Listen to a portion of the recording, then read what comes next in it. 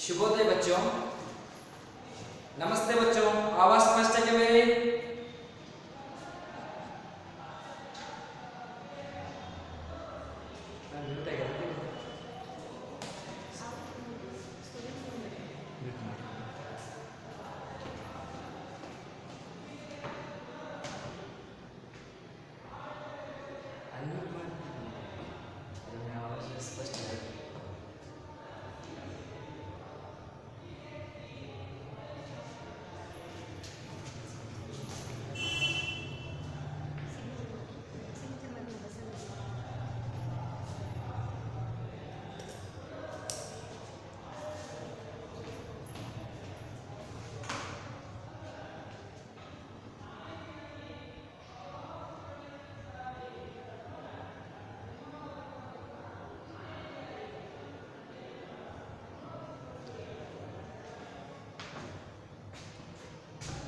शुभोदय बच्चों। परसों की अवधि में हमने आरंभ किया था पार्ट एक का बड़े भाई साहब।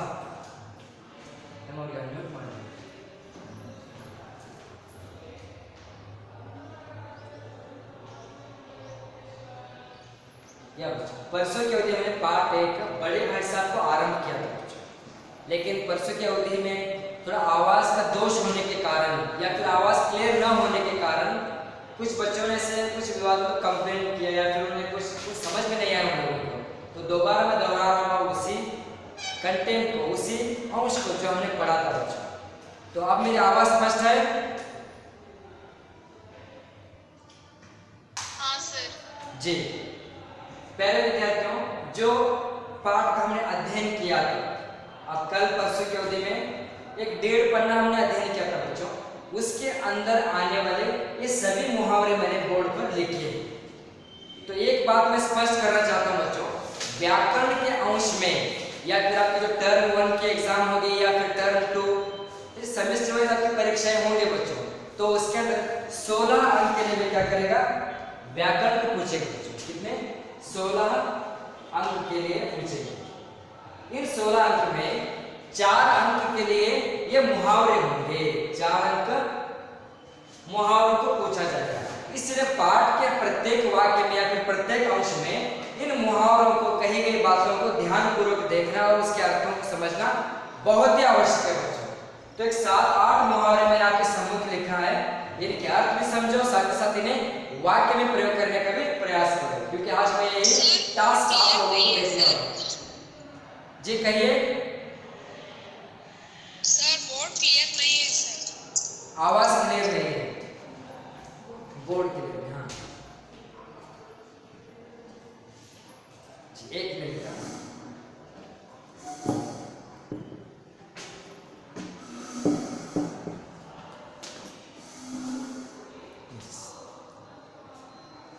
अब देखो,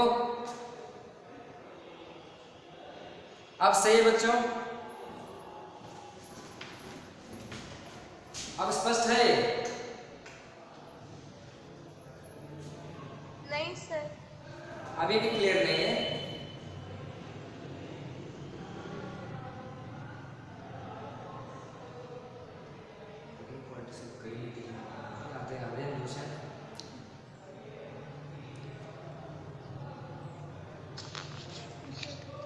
या बच्चों, तो पाठ में प्रयुक्त मुहावरे आपके सामने हैं।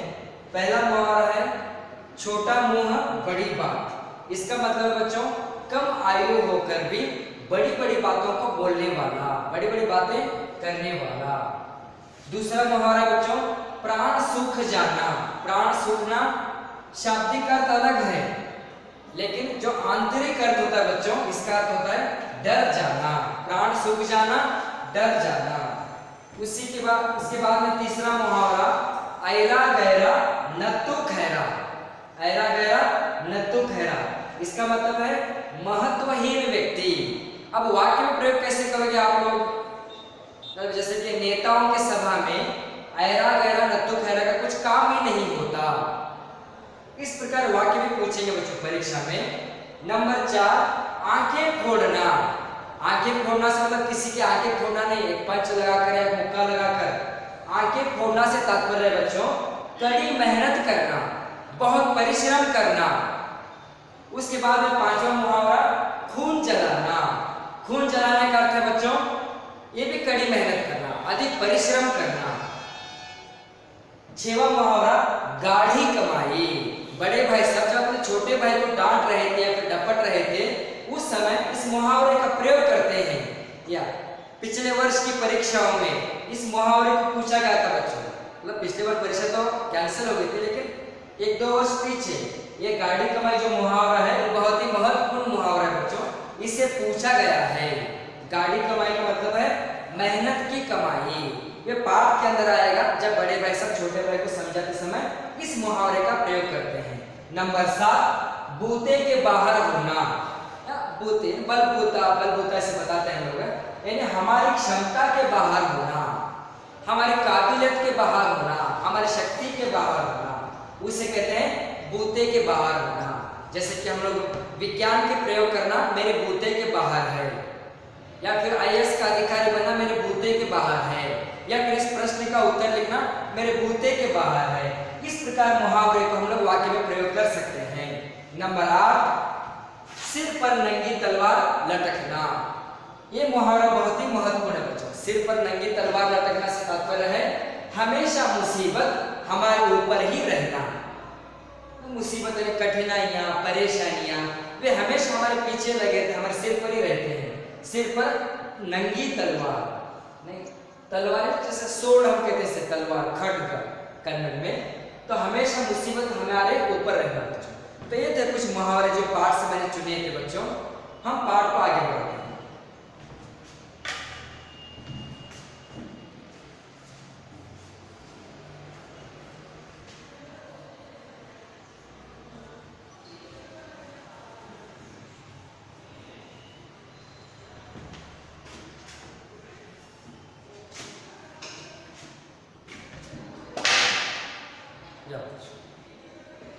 परसों की अवधि में हमने देखा था बच्चों कि किस प्रकार छोटा भाई और बड़ा भाई एक छात्रावास में वे अध्ययन करते रहते हैं। बड़े भाई सब 9वीं कक्षा में हैं और छोटे भाई 5वीं कक्षा में हैं। छोटे भाई की आयु 9 वर्ष की है और बड़े भाई की आयु 14 वर्ष की है। तो उनके साथ में उनके अभिभावक यानी उनके माता पिताजी रहते नहीं थे, इसलिए छोटे भाई की सारी जिम्मेदारी, सारी रिस्पॉन्सिबिलिटीज वे क्या थे बड़े भाई साहब के ही ऊपर थी। उसका पढ़ाई करना, उसका खान पान या फिर उसका रहन सहन, ये सारी चीजों को बड़े भाई साहब देख रेख किया करते थे। तो उनका जन्म सिद्ध अधिकार भी था क्योंकि वो जन्म से ही उनसे बड़े थे, छोटे भाई से बड़े थे। अब छोटे भाई से तात्पर्य है छोटे भाई यानी स्वयं मुंशी प्रेमचंद जी जो इस पाठ को लिख रहे हैं वही छोटे भाई हैं। अब इनके माध्यम से ही इनके कही गई भावनाओं को या इनके साहित्य को लेखक मुंशी प्रेमचंद ने बड़े भाई साहब के माध्यम से हमें इस पाठ के अंदर समझा रहे हैं। यस, पृष्ठ संख्या 1 पन्ना नंबर 1 ही बच्चों, जो परसों के हमने किया था लेकिन आवाज स्पष्ट न होने के कारण दोबारा फिर मैं दोहरा रहा हूं, मोटी मोटी बातों को समझाते हुए जाऊंगा बच्चों। तो यहाँ पर पहले अंश में लेखक यह बता रहे हैं कि बड़े भाई साहब का स्वभाव कैसे था। स्वभाव, ये 2 अंक के लिए प्रश्न है बच्चों। बड़े भाई साहब का स्वभाव के बारे में 2 अंक के लिए प्रश्न है या फिर 4 अंक के लिए भी आ सकता है, इसलिए ध्यानपूर्वक इसे सुनिए। वह स्वभाव से बड़े अध्ययनशील थे। कौन? बड़े भाई साहब बहुत ही अध्ययनशील थे स्वभाव से। मेरी उम्र हरदम किताबें खोले बैठे रहते और शायद दिमाग को आराम देने के लिए कभी कॉपी पर, किताबों के हाशियों पर चिड़ियों, कुत्तों, बिल्लियों की तस्वीरें बनाया करते थे। या बड़े भाई साहब अध्ययनशील परिश्रमी थे, हमेशा किताबों को खोले रहते थे और ढेर सारी पढ़ाई किया करते थे। जब पढ़ाई से उनका बहुत ज्यादा दबाव होने पे या फिर उनको तनाव आने पर क्या करते थे, किताब के हाशियों पर या फिर कॉपी पर, कॉपी यानी बच्चों नोटबुक्स, कॉपी पर नोटबुक, तो नोटबुक या फिर किताब यानी टेक्स्ट बुक। तो यहाँ पे जो हाशिया आप कहते हैं बच्चों, जो खाली स्थान यहाँ पे आप देख रहे हो इस किताब के ऊपर, तो इसी को हाशिया कहते हैं बच्चों। तो यहाँ पर वे क्या करते थे, कुत्ता, बिल्ली, चिड़ियों के चित्र, तस्वीरें, तस्वीर बहुवचन रूप तस्वीरें बनाया करते थे। तो ये उनका स्वभाव था। आगे बच्चों कभी कभी एक ही नाम या शब्द या वाक्य 10-20 बार लिख डालते थे। एक शब्द जैसे कि आपका नाम है या फिर किसी किताब के अंदर कोई कठिन शब्द आया हो, उसी को क्या करना 10-20 बार 10 to 20 times he repeats only one word, he writes again and again। तो इस प्रकार का स्वभाव उनका था। कभी एक शेर का बार बार सुंदर अक्षरों में नकल करते थे। शेर यानी बच्चों शायरी आप सुने होंगे। तो शायरी में क्या करते बच्चों, तो एक ही शायरी को अलग अलग डिजाइन, अलग अलग आकृति के, अलग अलग शैली के अक्षरों में क्या करते थे, उसे बार बार लिखा करते थे। कॉपियों में या फिर किताब के आशय पर कुत्ता, बिल्ली, चिड़ियों के चित्र बनाना, या फिर एक ही शब्द को बार बार 10-20 बार लिखना, फिर उसके बाद में एक ही शायरी को अनेक बार अलग अलग अक्षरों में उसे लिखना। फिर आगे कभी ऐसी शब्द रचना करते जिसमें न कोई अर्थ होता न कोई सामंजस्य। ऐसी शब्द रचना, शब्द कुछ ऐसा कुछ वाक्य लिखते थे जिसके अंदर कुछ अर्थ ही नहीं होता, मीनिंगलेस सेंटेंसेस ही राइट्स यूज्ड टू राइट। जिस प्रकार मसलन एक बार, मसलन यानी उदाहरण एक बार क्या हुआ, उनकी कॉपी पर मैंने यह इबारत देखी, इबारत यानी एक लेख देखा। इबारत सब बच्चों लेख, written material, he saw on his textbook, on his notebook। क्या देखा उन्होंने, स्पेशल, अमीना, भाइयों, दरअसल, भाई, राधेश्याम, श्रीयुक्त राधेश्याम। 1 घंटे तक इसके बाद एक आदमी का चेहरा बना हुआ था। एक आदमी का कुछ चेहरा उन्होंने बनाया था बच्चों,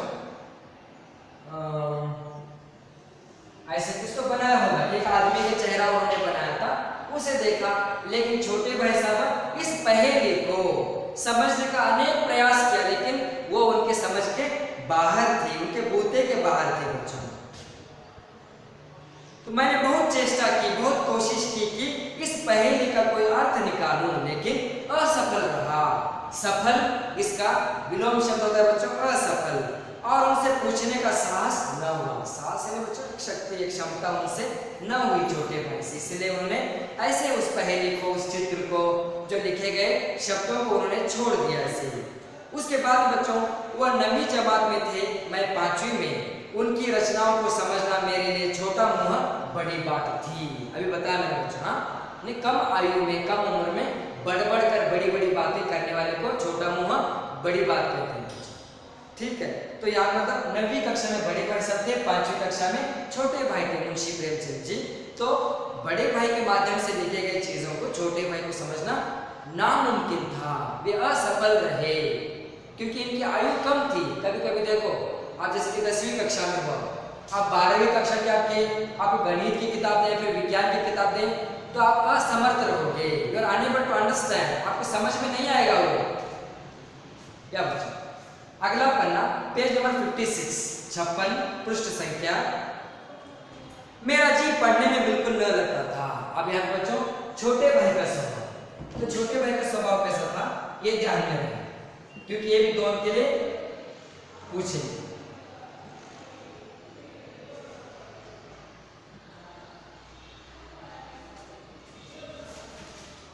छोटे भाई का स्वभाव, वे कैसे थे छोटे भाई, उनका मन पढ़ने में यानी अध्ययन करने में या फिर अभ्यास करने में बिल्कुल नहीं लगता था।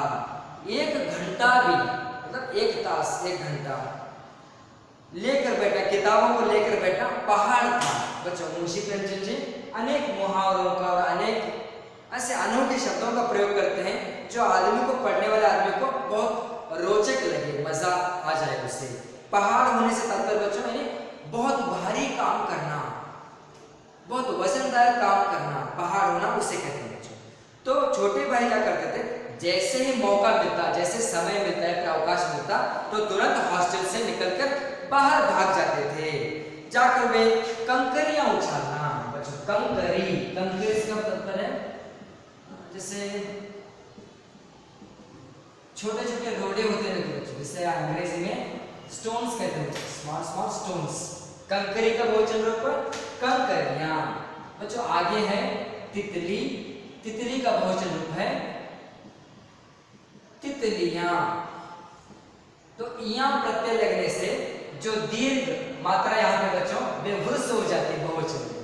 यहाँ पे एक वचन में दीर्घ री है, दीर्घ री है। अगर इनका प्रयोग आप बहुवचन में करोगे तो यही मात्राएं वृष हो जाती हैं, अल्प प्राण हो जाते, वृष हो जाते हैं। ठीक है। बाद में कभी कागज की तितलियां यानी पेपर की क्या करते थे, बटरफ्लाइज बनाते थे, तितलियां बनाकर क्या करते थे, आसमान में उड़ाते थे। कहीं कोई साथी मिल गया तो पूछना ही क्या, अगर कोई उनका साथी या फिर मतलब कोई दोस्त मिल गया, कोई मित्र मिल गया तो फिर बहुत ज्यादा दंगा मस्ती में करते थे। कभी चार दीवारी पर चढ़कर नीचे कूद रहे हैं। चार दीवारी का तात्पर्य बच्चे जैसे कि स्कूल के कंपाउंड्स वगैरह होते हैं तो उसके ऊपर सारे बच्चे अचानक से चढ़ जाते थे, फिर धड़ाधड़ ऊपर से कूदना ये काम करते हैं, जैसे हम लोग भी किया करते हैं हमारे घरों में या फिर स्कूल पाठशालाओं में। उसके बाद आगे बच्चों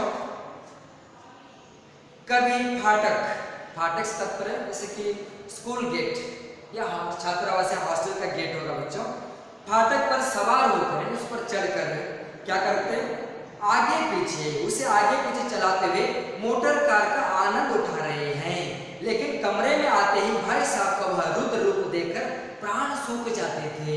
मुहावरा मैंने लिखा था बच्चों, प्राण सूखना यानी भयभीत हो जाना, डर जाना।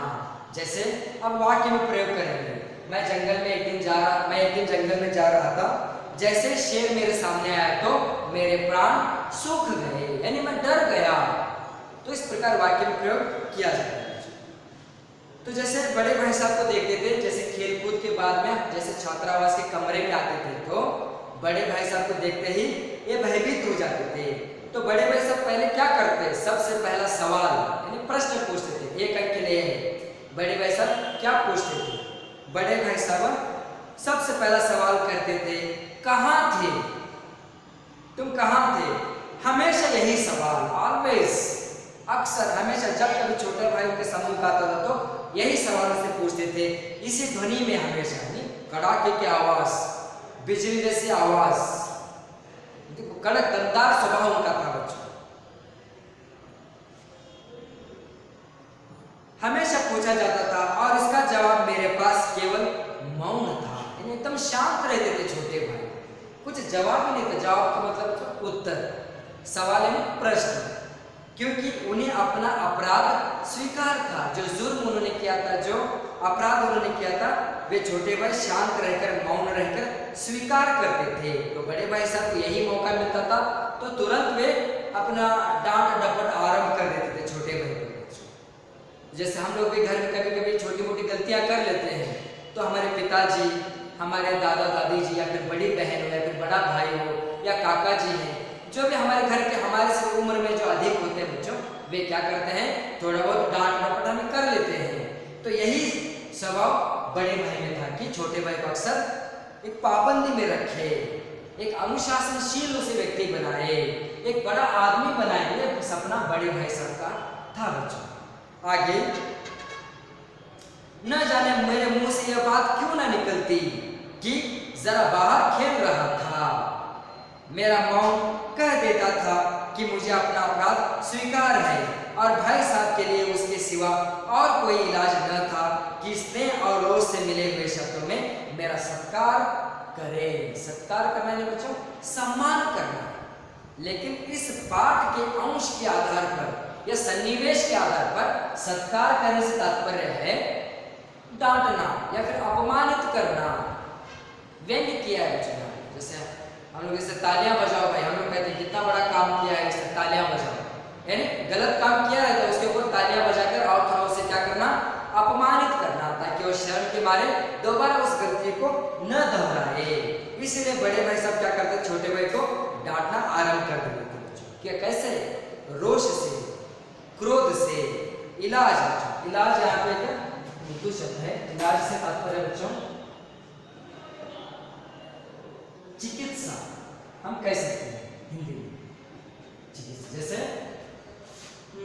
डॉक्टर या फिर वैद्य मरीज का या फिर बीमार का इलाज करते हैं या फिर उसकी चिकित्सा करते हैं।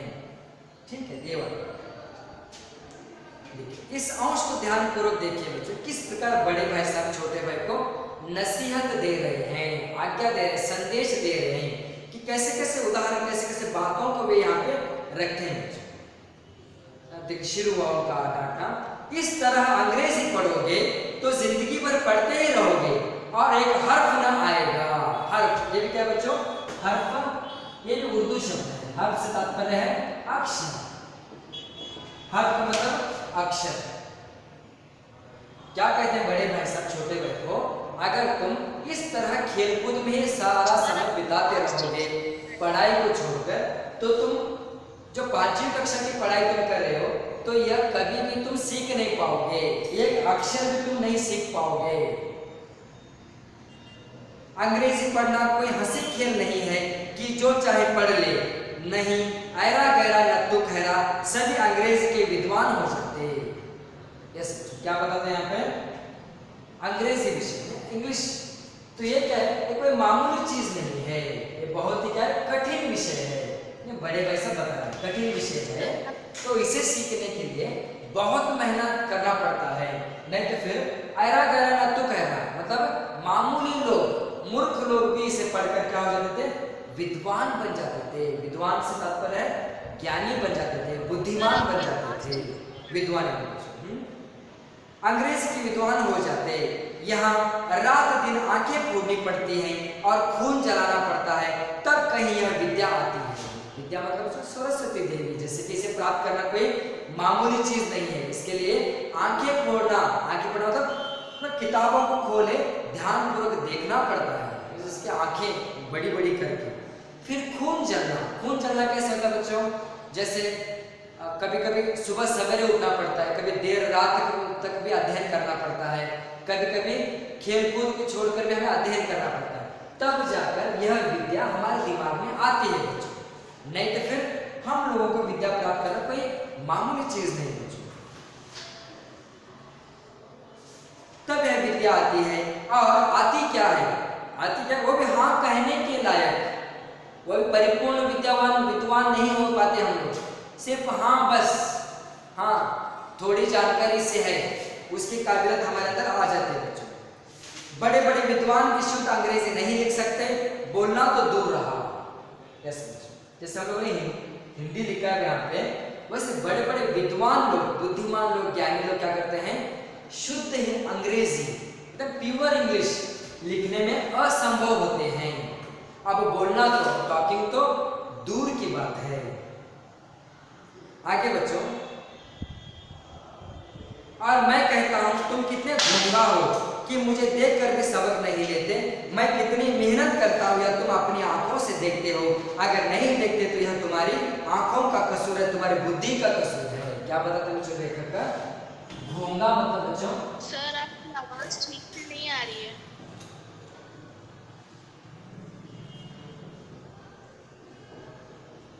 गूंगा से तात्पर्य बच्चों बुद्धिहीन। Yes, tell me what happened, क्या हुआ, आपकी आवाज ठीक से नहीं आ रही। आवाज स्पष्ट नहीं है, मैं थोड़ा और आवाज की वैल्यू बढ़ाता हूं, ठीक है। यस, गूंगा मतलब बच्चों बुद्धिहीन व्यक्ति, मूर्ख व्यक्ति, एक प्रकार का शंकु तरह का प्राणी होता है बच्चों, जो चलने में बहुत धीमी गति में चलते रहता है। तो इस प्रकार तुम छोटे भाई खेल कूद में समय बिताकर अध्ययन करोगे तो तुम कुछ भी नहीं सीख पाओगे। मुझे देखते नहीं, मैं दिन रात मेहनत करता हूँ, कितनी मेहनत करता हूँ, कितना परिश्रम करता हूँ, तब जाकर हाँ के बराबर ही मैं कर पाता हूँ। आगे बच्चों,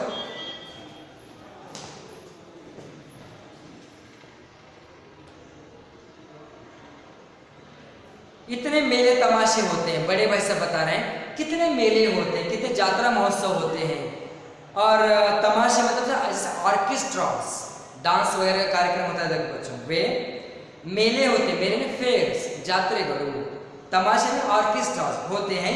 मुझे तुमने कभी देखने जाते देखा है?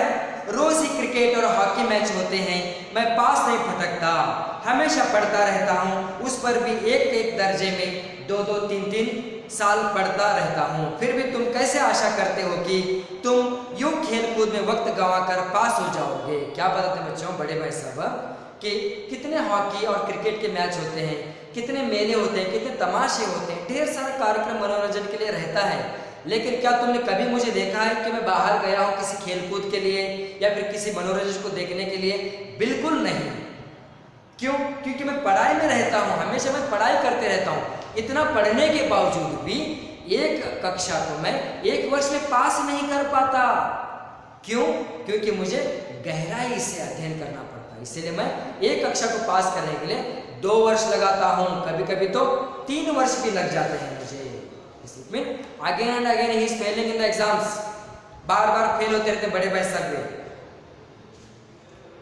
यस, आगे बच्चों, फिर भी तुम कैसे आशा करते हो कि तुम एक यूं खेल कूद में वक्त गंवाकर पास हो जाओगे। यस, कैसे तुम होप्स, आशा नहीं इच्छा करते हो, होप्स, कैसे तुम्हें लगता है कि इतना खेल कूद करते हो पढ़ाई लिखाई छोड़कर तुम पास हो जाओगे?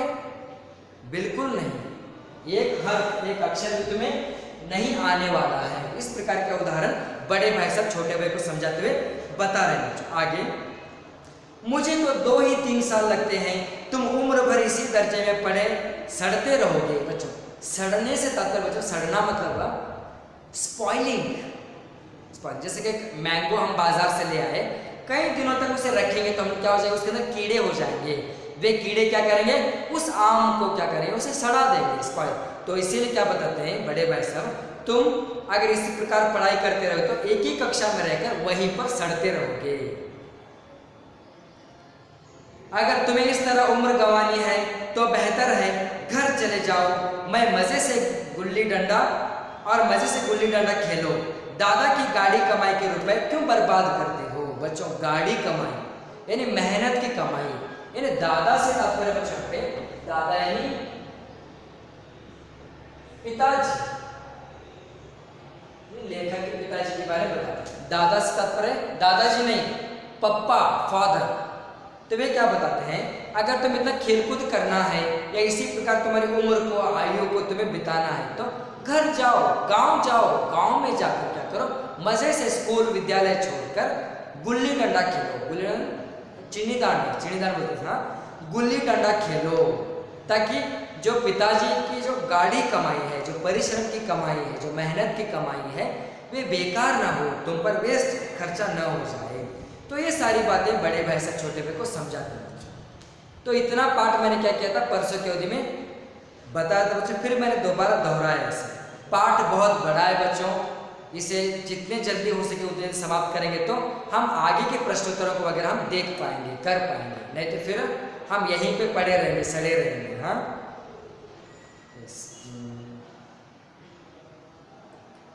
क्या हम आगे बढ़े बच्चों?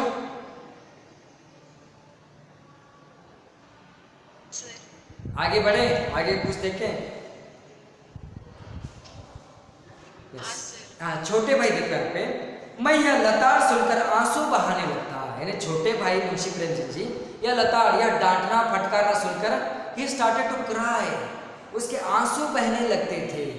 तो आंसू बहाने लगता, जवाब ही क्या था, क्या answer, what is the answer? There is no answer, क्योंकि बड़े भाई साहब डांटने की कला में बहुत निपुण थे, बहुत ही होशियार थे, किस प्रकार डांटना है समझाना उन्हें पता था।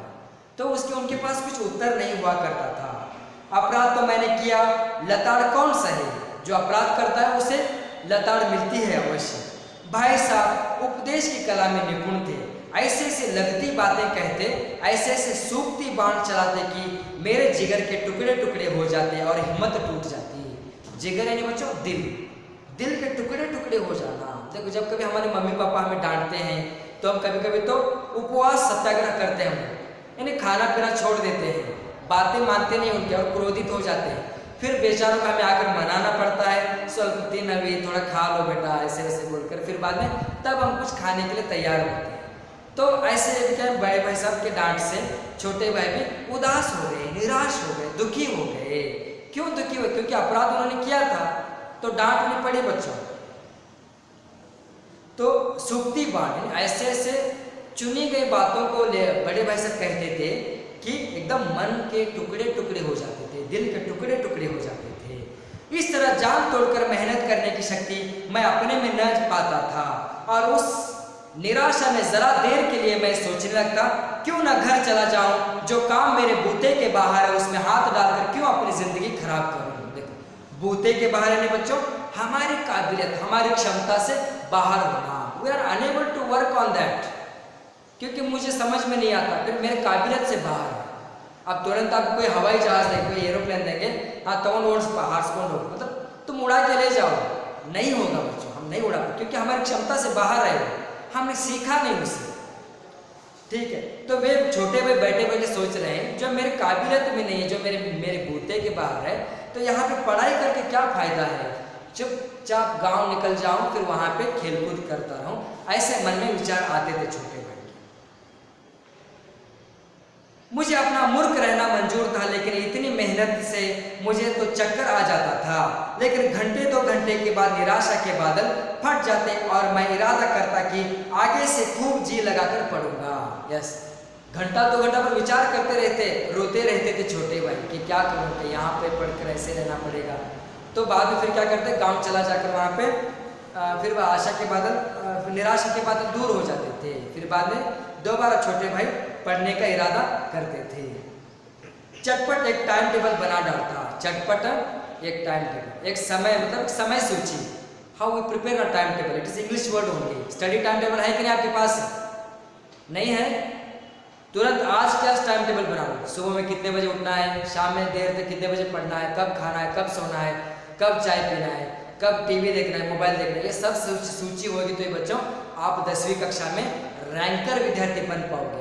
बजाय इसके आप पास तो हो जाओगे, लेकिन जो कामयाबी, जो सफलता आप निराशा आशा कर रहे हो, वे निराशा में बदल जाएगी, इतने सफल आप नहीं हो पाओगे। चलो यहाँ तक इस कॉन्सेप्ट को मैं समाप्त करता हूँ बच्चों। If you have any doubts you can ask me, किसी भी प्रकार की दिक्कतें हैं तो मुझसे पूछ लो बच्चों। I am here to solve your